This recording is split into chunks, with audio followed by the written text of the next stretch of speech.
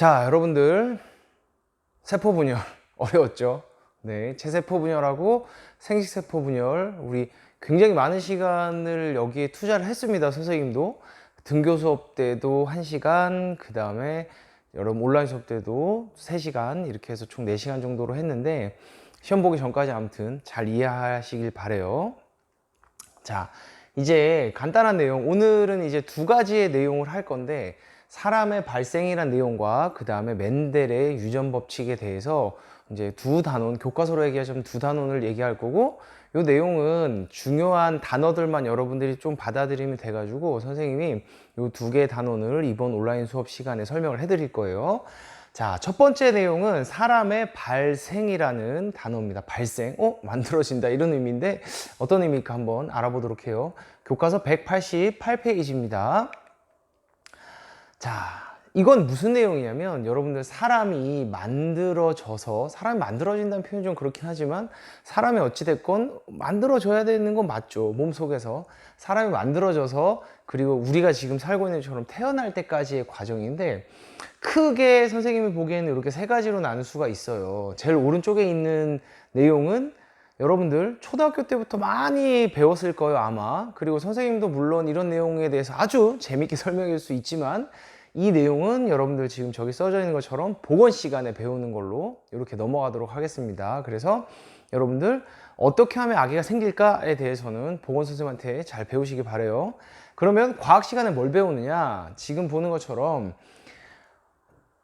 보건 시간에 배웠던 내용을 바탕으로 우리 여자의 몸속에서 정자와 난자가 만나는 순간부터 과학 시간에 배우게 됩니다. 그래서 중학교 과학 시간에는 지금 보는 것처럼 배란이 일어나고 수정이 일어나서 착상, 다른 말로 얘기하면 자궁벽에 수정된 정자와 난자가 만나는 시간까지 배우고, 여러분들이 고등학교에 올라가게 되면 지금 보는 것처럼 그 이후부터 우리가 어떻게 해서 38주 동안 여러 가지 기관이 발달해서 완벽한 아기가 만들어져서 태어나느냐에 대한 과정을 이렇게 배우니까요.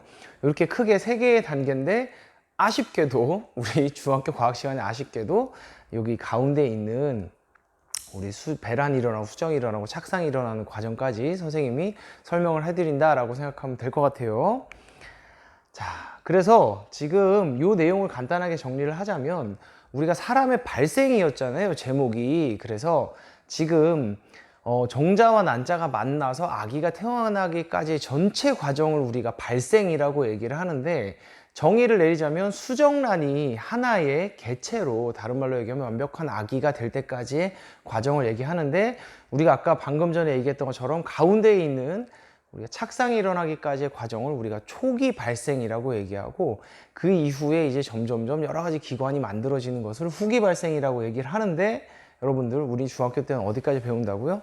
네, 초기 발생까지만 배웁니다. 아주 짧은 기간이에요. 그래서 이 기간에서 어떤 일이 일어날지에 대해서만 간단하게 내용을 정리하고 넘어가도록 하겠습니다. 그래서 중학교 때는 어디만 배운다고요? 네, 초기 발생만 배웁니다. 발생이 일어나기 전의 과정은 보건 시간에도 배웠고 초등학교 때도 배웠고 여러분들도 이미 많이 알고 있고, 아직까지 설마 모르고 있는 친구들 없겠죠, 그렇죠? 그 내용은 아무튼 그렇게 넘어가도록 할게요. 자, 그러면 이 내용 아마 여러분들 배웠겠지만 지금 보고 있는 이 그림은 자궁과 그 다음에 난소, 그리고 난소와 자궁이 연결되어 있는 수란관을 나타낸 그림이에요. 근데 정자가, 여성의 몸속에 들어간 정자가 난자와 어디서 만나냐면, 혹시나 모르는 친구들을 위해 선생님이 이렇게 화살표를 그려놨는데 자궁을 지나서 수란관을 지나서 거의 수란관 끝자락에서 정자가 난자를 만나게 됩니다. 그러니까 정자가 엄청나게 긴 여정을 통해서 저기까지 이동을 한다라고 생각하시면 될 것 같아요. 그래서 선생님 사실 이 내용을 보면서 보통 막 우리가 남자친구, 여자친구 드라마 같은 데 보면 남자가 막 운전을 해서 여자의 집까지 데려다 주고 바래다 주고 하잖아요. 그렇죠?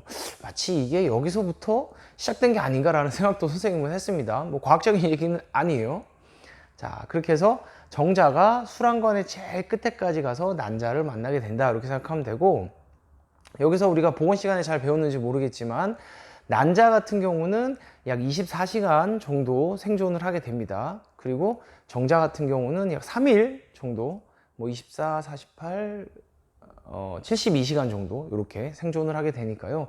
그 기간 내에 살아서 만나면 드디어 정자와 난자가 만나는 수정이 일어나게 된다라고 이렇게 생각하시면 될 것 같아요. 자, 그래서 정자와 난자가 만나는 과정을 우리는 뭐라고 얘기한다? 수정이라고 얘기를 합니다.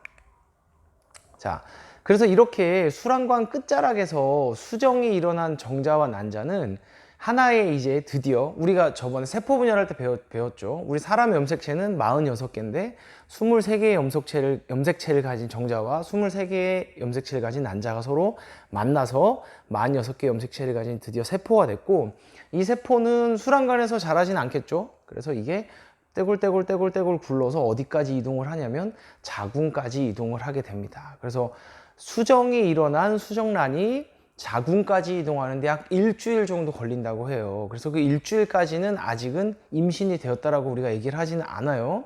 근데 지금 보는 것처럼 수정란이 자궁의 벽까지 이동하는 동안 우리가 저번 시간에 배웠던 세포가 나누어지는 세포 분열이 일어나게 됩니다. 그래서 지금 위에 그림 보이죠?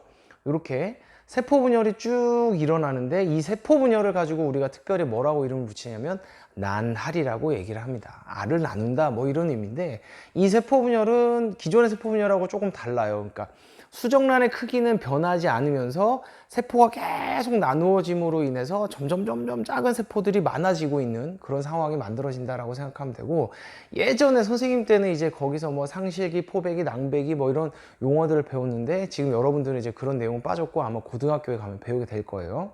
그래서 여러분들이 기억해야 될 건 정자와 난자가 만나는 거 수정, 그리고 수정이 일어나서 다시 수란관을 타고 자궁 쪽으로 이동하는 과정 중에 일어나는 세포 분열을 뭐라고 얘기하냐면 난할이라고 얘기한다라고 생각하면 됩니다.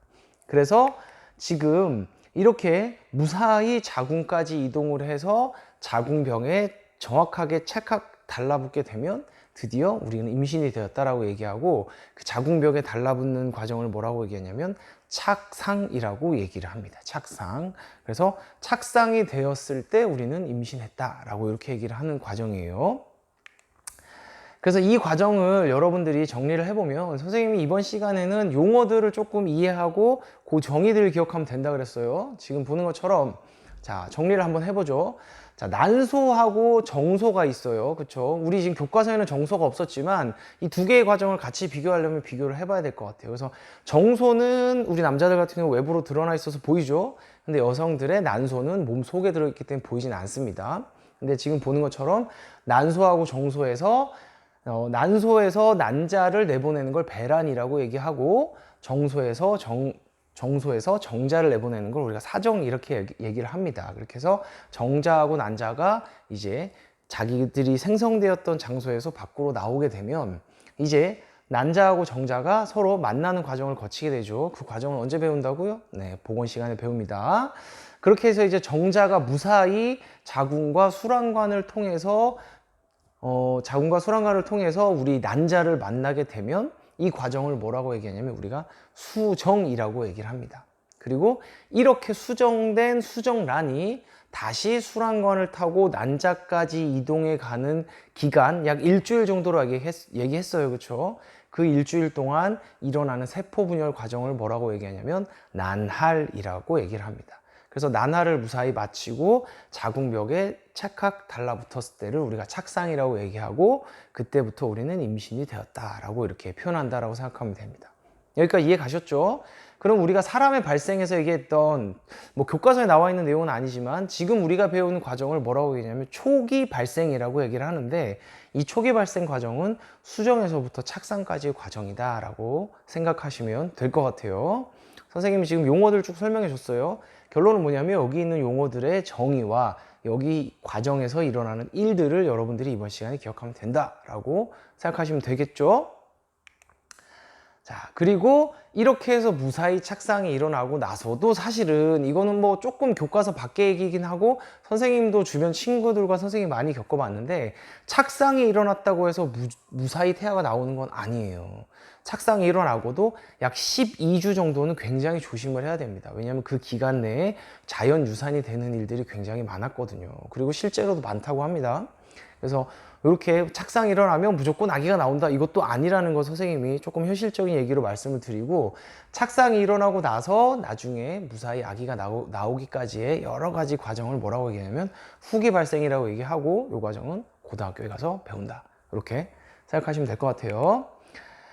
자, 여기까지가 이제 선생님 여러분들 이제 사람의 발생에 대한 얘기였어요. 좋아, 짧게 얘기했는데 잘 기억이 안 나면 다시 영상을 돌려보시면 되겠죠. 이렇게 해서 한번 이해를 하시면 좋을 것 같고, 요거는 교과서에 나와 있는 내용인데 여러분들이 한번 교과서에 채워보세요. 세포분열과 지금 배웠던 사람의 발생 과정을 연결시키는 과정이라고 생각을 하시면 될 것 같아요. 그래서 정자와 난자에 들어있는 염색체 개수, 그리고 다시 태아의 염색체 개수가 몇 개가 될까에 대해서 교과서 188페이지를 보시고 한번 정리해 보시면 될 것 같습니다.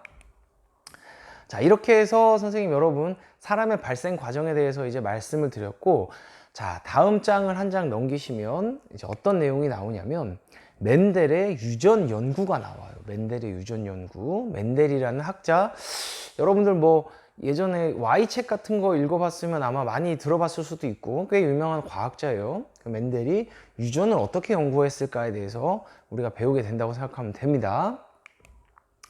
자, 멘델의 유전 연구에서 우리 멘델은 누구인가, 요 얘기는 선생님이 잠깐 이제 하고 싶어서 준비를 했는데, 멘델이라는 사람의 가장 대표적인 사진이에요. 대표적인 사진을 선생님이 이제 몇 가지 검색하다가 찾았는데 지금 보는 것처럼 저렇게 생기셨습니다. 교과서에도 아마 저런 모습으로 나오실 거고, 목에 자세히 보면 뭐가 달려있냐면 십자가가 달려있어요. 그래서 멘델은 과학자가 아니었고 지금 봤던 것처럼 오스트리아의 수도사였다고 합니다. 수도사, 종교 활동을 하는 우리 수녀 같은 그런 분이시라고 생각하면 돼요. 남자, 절제된 생활을 하는 그런 종교인이라고 생각하면 되고, 이 수도사로 생활했던 멘델이 수도원의 뒤뜰에서 7년 동안, 무려 7년이나 완두를 키우면서 완두의 성질이 어떻게 변해갈까, 유전될까를 연구를 했다고 합니다. 그래서 1865년경에 연구 결과를 발표를 했는데 이건 대부분 다 비슷해요. 과학에서 나오는 내용들이. 그 당시에는 인정을 받지 못하고 주목을 받지 못하고, 많죠. 뭐 베게너도 그랬었고 갈릴레오 갈릴레이도 그랬었고, 그 미술 중에 누구 있죠? 선생님 배경화면에 있는 고흐 같은 친구들도, 고흐 같은 유명한 미술가들도 그 당시에는 인정받지 못했는데 사후에 이렇게 인정을 받았어요. 이 멘델도 마찬가지였습니다. 이때 연구 결과를 발표했는데 이 동시대에 다윈이라는 아주 위대한 과학자가 있었거든요. 그래서 그 다윈의 어떤 자연 발생설, 진화 이런 것들이 굉장히 주목을 받았는데 멘델은 아무튼 주목받지 못했다고 합니다. 그러다가 지금 35년 후에 3명의 과학자가 있었다고 해요. 이번엔 과학자였는데 이 과학자가 멘델과 유사한 실험을 했고 멘델과 유사한 법칙을 발견하게 됐습니다. 그래서 그 당시에는 멘델의 법칙이라고 당연히 주목받지 못했으니까 멘델의 법칙이라고 이름을 붙이지도 않았겠죠. 근데 이 과학자들이 35년 전에 이런 규칙을 발견한 멘델의 업적을 기르면서 드디어 멘델의 법칙이라는 이름이 붙여지게 되었고, 그 후로 또 한 40년 정도가 지난 후에 지금 보는 것처럼 DNA의 유전자에 대해서도 밝혀지게 됐고, 오늘날에 이제 점점 유전 연구가 이렇게 이루어지게 됐다라고 생각을 하면 됩니다. 그래서 멘델이라는 과학자는 아니었던 이 수도사였던 사람에게 뭐 유전의 아버지라는 이런 이름도 붙여놨다라고 생각을 하면 되는데, 그 자세한 내용은 아무튼 뭐 궁금한 친구들 이렇게 찾아보면 여러 가지 재밌는 내용들이 많이 나올 거예요. 그래서 멘델의 법칙은 이렇게 해서 만들어지게 되었다라는 얘기 간단하게 드리면서, 그럼 이 내용은 어떤 내용이냐, 선생님이 한번 넘어가 보도록 할게요. 그럼 멘델의 법칙은 어떤 거에 대한 연구냐면 형질이 유전된다라는 그런 의미인데, 여기서 우리가 유전이란 용어는 이미 선생님 세포분열할 때 조금 이야기를 해줬고, 형질이란 용어가 뭔지를 좀 알 필요가 있어요. 그래서 몇 가지 사례를 준비했는데 TV에 굉장히 유명했던 사건입니다. 35년 만에 만난 두 명의 쌍둥이가 있는데 이 두 쌍둥이가 했던 일이 그동안 떨어져 살았음에도 불구하고 비슷했다라는 거예요. 모두 작가였고 뭐 전공도 비슷했고 뭐 알레르기, 웃는 버릇 이런 것들이 비슷했다고 얘기해요. 그러니까 그런 것들은 뭐냐면 유전적으로 이미 다른 환경에 살았지만 뭔가 몸속에 가지고 있었다라는 뭐 그런 의미가 되겠죠. 그리고 지금 선생님이 TV에서 몇 번 봤었는데 이 지금 굉장히 유명한, 여러분들은 아는지 모르겠어요. 굉장히 잘생긴 미남 탤런트 송성원이 있습니다. 근데 오른쪽에 있는 게 송성원의 아버지인데, 아, 잘생긴 사람은 잘생긴 자손이 나온다라는 거. 이것도 뭐냐면 잘생김이 유전되는 거겠죠. 잘생김.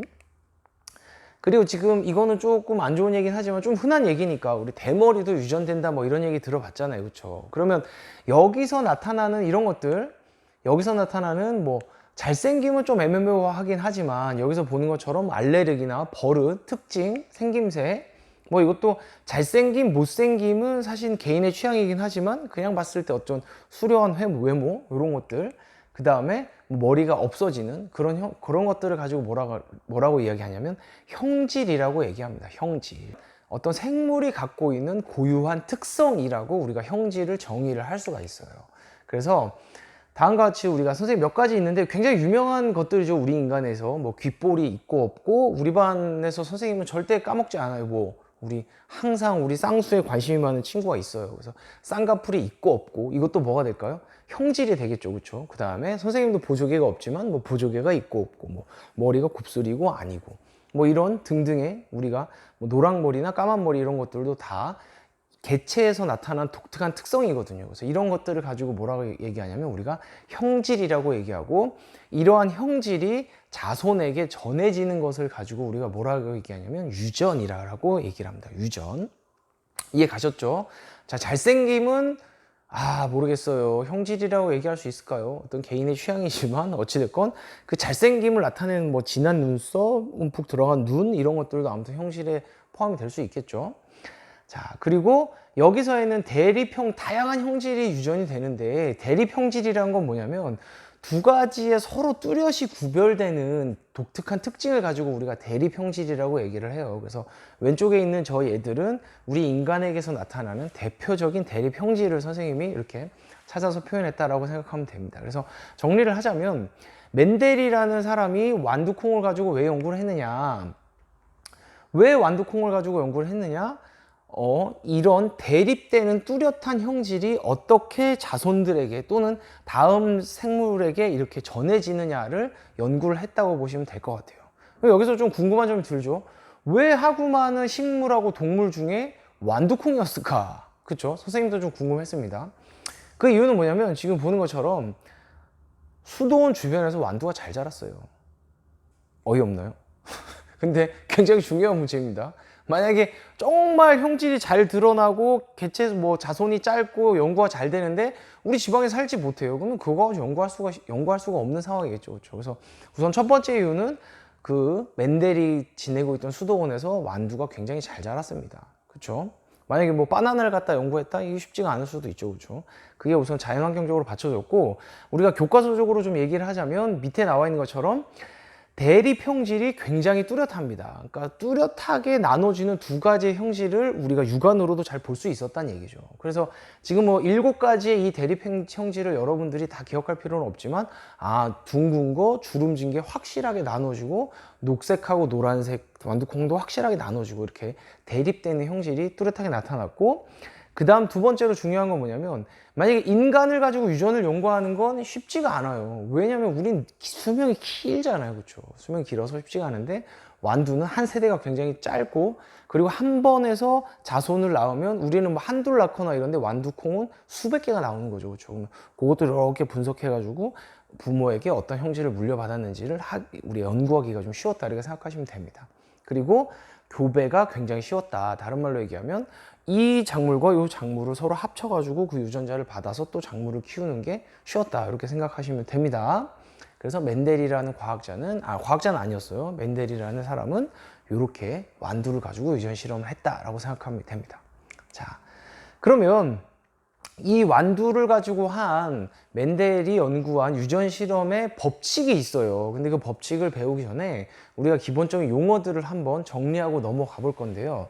자, 지금 보시게 되면 둥근 완두하고 주름진 완두 두 종류밖에 안 나와요, 완두는. 근데 둥근 완두 같은 경우를 우리가 대문자 R로 표현을 했습니다. 유전자를 우리가 유전자를 표시할 때는 이제부터 영어 대문자와 소문자를 사용한다 이렇게 생각하면 되고, 아마 여기서 우리가 R이라고 쓰면 뭐 라운드의 의미겠죠. 그렇죠? 그래서 대문자 R은 뭘 얘기하냐면 둥근 완두를 표현하고, 소문자 R은 주름진 완두를 표현한다 이렇게 생각하시면 될 것 같아요.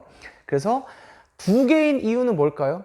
여러분들 세포 분열할 때 우리가 꼭 기억해야 되는데 상동 염색체의 개념이라고 생각하시면 돼요. 하나는 엄마, 하나는 아빠, 또는 하나는 이쪽 생물, 하나는 이쪽 생물에서 하나씩 받아서 두 개의 유전자형이 만들어진다 이렇게 생각하시면 될 것 같아요. 그래서 멘델이라는 과학자가 뭐 이렇게 이제 실험을 해봤다고 생각하면 돼요. 둥근 완두하고 그 다음에 주름진 완두를 가지고 서로 교배를 시켜서 자손을 만들었어요. 그러면 둥근 완두에서 생식세포가 만들어지면 어찌됐건 둘 다 라지 R이기 때문에 생식세포가 만들어지는 건 라지 R 하나가 만들어지겠죠. 그리고 주름진 완두에서 생식세포가 만들어지면 둘 중에 하나를 가져와도 무조건 스몰 R이겠죠. 그렇죠? 그래서 스몰 R만 가지고 있는 생식세포가 만들어질 테고, 이 두 개의 생식세포가 교배를 하게 되면 그 밑에 있는 세대는 어떤 게 만들어지냐면 어떤 게 만들어질까요? 네, 그 밑에 세대는 라지 R과 스몰 R을 갖고 있는 완두콩이 만들어진다는 얘기예요. 그렇죠? 근데 문제는 이렇게 해서 만들어진 완두콩을 봤을 때 이 완두콩도 둥글었다는 거죠. 그렇죠? 그래서 우리가 여기서 하나의 개념을 이해할 수 있게 됩니다. 무슨 얘기냐면 위에 있는 어버이 세대에 교배했던 저 라지 R로 이루어진 둥근 완두와 스몰 R로 이루어진 주름진 완두 같은 경우 우리가 뭐라고 얘기하냐면 순종이라고 얘기합니다. 순종. 뭐 순종이라는 얘기가 뭐 순수한 혈통이다 뭐 이런 의미보다 우리가 과학적으로 이렇게 정의해 주면 좋아요. 만약에 둥근 완두하고 둥근 완두, 라지 R, 라지 R과 라지 R, 라지 R이 있는 완두를 계속 교배해 봐야 어차피 라지 R밖에 안 나오겠죠. 또는 스몰 R, 스몰 R, 스몰 R, 스몰 R이 있는 완두를 계속 교배해 봤자 스몰 R밖에 안 나온다는 얘기예요. 다른 말로 얘기하면 자손을 계속 만들어 가도 같은 유전 형질만 유전되는 개체를 가지고 우리가 순종이다라고 표현을 하고, 저 둥근 완두와 주름진 완두가 만들어졌을 때 해당하는 저 잡종 1세대를 보면 우리가 이런 경우는 우리가 잡종이라고 얘기를 하는데, 잡종하면 막 욕 같은 느낌 들긴 하지만 과학적인 정의에서는 대립 형질이 다른 두 순종이었죠. 다른 말로 얘기하면 라지 R, 라지 R과 스몰 R, 스몰 R 두 개를 서로 교배했을 때 거기서 얻은 자손을 가지고 뭐라고 얘기하냐면 우리가 잡종이라고 얘기를 합니다. 그러면 겉으로 보기에는 어찌됐건 이건 둥그러 보이지만 들어있는 유전자 형태는 다르다 이렇게 생각을 하면 되고, 이게 어떻게 달라지느냐, 지금 보는 것처럼 비록 잡종과 그 다음에 어버이 세대의 순종은 분명히 똑같이 둥글어요, 완두를 보면. 근데 문제는 어버이가 둥근 것과 그 다음에 잡종이 둥근 거는 실제로 들어있는 유전자가 다르다는 거죠. 그래서 우리가 겉으로 봤을 때 둥글다, 주름지다라는 걸 가지고 뭐라고 표현하냐면 표현형이라고 얘기합니다. 우리가 육안으로 봤을 때 드러나는 특징을 가지고 표현형이라고 얘기하고, 그래 실제로 표현형이 같더라도 다른 말로 얘기하면 여기서 봤을 때 둘 다 둥근 완두더라도 유전자를 들여다보면 어떤 거는 순종으로 둥근 것도 있고 어떤 거는 잡종으로 둥근 것도 있다는 거예요. 그래서 우리가 유전자로 실제로 순종인지 잡종인지를 보기 위해서 표현한 것을 가지고 뭐라고 얘기하냐면 유전자형이다 라고 표현을 합니다. 여기까지 좀 이해가 되시겠어요? 그래서 우리가 지금부터 유전을 설명할 때는 겉으로 드러나는 특징인 표현형과 그 다음에 유전자의 형태를 표현하는 유전자형, 이렇게 두 가지의 용어를 가지고 사용한다라고 생각하면 될 것 같아요. 그래서 완두콩 같은 경우 둥근 게 두 가지로 나올 수 있어요. 라지 R, 라지 R을 갖고 있는 순종과 라지 R, 스몰 R을 갖고 있는 잡종, 이렇게 두 가지 종류로. 왜 이런 일이 일어나냐면 우리가 두 개의 유전자가 만났을 때 표현형으로 드러나는 유전자는 우리가 지금 보는 것처럼 라지 R 때문이다 라고 얘기를 하는 거고, 라지 R 같은 경우에 우리가 뭐라고 얘기하냐면 우성 유전자다 라고 얘기하고, 스몰 R 같은 경우에 두 개가 만났을 때 드러나지 않는 걸 가지고 우리가 열성 유전자라고 얘기를 합니다. 그래서 뭐 열성이다 하면 뭔가 부족하고 이런 느낌이 아니라 잡종 1세대의 유전자 표현형으로 드러나는 그 특징을 가진 걸 가지고 우리가 우성, 그렇지 않은 걸 가지고 열성 이렇게 표현한다라고 생각하면 될 것 같아요. 그래서 이렇게 나타나는 특징을 가지고 뭐라고 얘기하냐면 우열의 원리라고 얘기를 합니다. 그래서 우성의 유전자를 갖고 있는 게 잡종 1세대에서 그게 드러난다. 이렇게 생각하면 될 것 같아요. 이해 가셨죠? 자, 그래서 색깔 같은 경우도 한번 생각을 해보면 노란색이 뭐냐면 우성인 거예요. 다른 말로 얘기하면 노란색, 라지 Y가 들어있을 때는 순종으로 노란색이겠죠. 근데 라지 Y와 라지 Y, 스몰 Y를 교배시켰을 때 나타나는 라지 Y, 스몰 Y의 잡종도 노란색을 띠기 때문에 라지 Y에 해당하는 우성 유전자에 의해서 노란색을 띠는구나 라고 이렇게 생각을 하시면 될 것 같아요. 자, 그럼 요 개념을 우리가 아까 봤던 사람의 유전 형질에 조금 적용을 시켜보면 선생님 대표적으로 뭐 가장 흔하게 있는 거 쌍꺼풀하고 보조개하고 대머리 3개만 갖고 와봤거든요. 그리고 여기 있는 유전자형은 선생님이 그 임의로 붙여본 거예요. 여러분들 좀 이해를 하시라고. 자, 그래서 첫 번째 쌍꺼풀 같은 경우를 보면 선생님이 유전자형을 A라고 표시했는데 쌍꺼풀 같은 경우 쌍꺼풀이 있는 게 우성이에요. 그래서 라지 A가 쌍꺼풀이 있는 거고 그거 2개가 만났을 때 하고 라지 A와 스몰 A가 만났을 때도 쌍꺼풀이 나타나게 되는 거겠죠. 근데 스몰 A 2개가 나타나면 우리가 열성 유전자만 2개 갖고 있기 때문에 쌍꺼풀이 없는 상태가 된다. 뭐 이렇게 생각하시면 될 것 같아요. 그 다음에 보조개 같은 경우도 만약에 우리가 B라고 표현했을 때 우성에 해당하는 라지 B를 갖고 있으면 무조건 보조개가 나타나는 거죠. 근데 만약에 열성에 해당하는 스몰 B 2개를 갖고 있으면 아마 보조개가 없는 상태가 만들어지겠죠. 마찬가지로 대머리 같은 경우도 이런 식으로 유전이 일어난다 라고 생각하면 될 것 같아요. 그래서 선생님이 지금 첫 번째 우리가 사람의 발생에서 배웠던 우리가 용어들, 그리고 멘델의 유전 법칙을 지금 아직 시작 안 했어요. 멘델의 유전 법칙은 이제 다음 시간에 배울 건데요. 그 멘델의 유전 법칙을 시작하기 전에 우리가 기본적으로 유전을 설명하기 위해서 알아야 될 그 용어들, 그런 것들을 지금 정리를 쭉 해가지고 여러분들 이번 시간 과제로 받도록 하겠습니다. 그래서 이번 시간은 개념을 영상 강의로 들으면서 이해하는 것도 중요하지만 그 용어들을 꼭 기억하고 있어야 돼요. 그래서 오늘 아무튼 배웠던 용어들을 잘 정리해서 과제를 제출하면서 이번 수업 마치도록 하겠습니다. 다음 시간에 그러면 멘델이 그러면 어떤 법칙을 발견했을까에 대해서 이어서 하도록 하겠습니다.